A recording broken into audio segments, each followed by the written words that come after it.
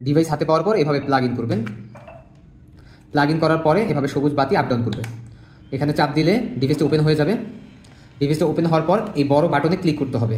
এটা স্ক্রিনের সাথে চেপে ধরে ক্লিক করতে হবে। এটা হচ্ছে সেন্সর সিস্টেম, স্ক্রিনের সাথে চেপে ধরে ক্লিক না করলে আলো বের হবে না। এই যে শুধু শুধু আলো বের হবে না, স্ক্রিনের সাথে চেপে ধরতে হবে। আজকে আমি দেখিয়ে দেবো আইপিএল হেয়ার রিমুভার লেজার মেশিনটি কীভাবে ব্যবহার করতে হয়। যে কোনো ধরনের একটা ময়শ্চারাইজার অথবা অয়েল ফেসে অ্যাপ্লাই করে নেবেন। তারপরে যে কোনো একটা রেজার দিয়ে ফেসের লোমগুলো খুব সুন্দরভাবে ক্লিন করে নেবেন, যাতে করে একটা লোমও অবশিষ্ট না থাকে। তারপরে একটা ফেস ওয়াশ দিয়ে আপনার পুরো মুখ সুন্দরভাবে ধুয়ে শুকিয়ে নিন।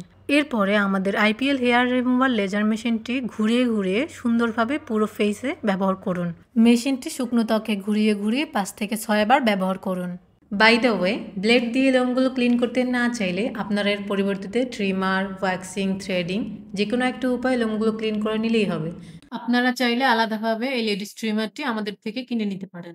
লেজার ব্যবহার করার আগে লোমগুলো ক্লিন করার কারণ হচ্ছে লেজার রশ্মি যেন আপনার লোমের গোড়ায় পৌঁছে আপনার হেয়ার ফলিকলগুলো ডিঅ্যাক্টিভেট করে নতুন লোম তৈরি হওয়া বন্ধ করতে পারে। মেশিনটি কিন্তু 2 থেকে 3 দিন পরপর ব্যবহার করবেন। কয়েক সপ্তাহের মধ্যেই দেখবেন আপনার লোমের গ্রোথ অনেকটা কমে গেছে এবং বেবি হেয়ারগুলো চলে গেছে। তারপর আরও কিছুদিন ব্যবহার করলে দেখবেন আপনার লোমগুলো স্থায়ীভাবে চলে গেছে। মেশিনটিতে কোনো ধরনের সাইড এফেক্ট নেই, তাছাড়াও আপনারা পাচ্ছেন 3 মাসের গ্যারান্টি।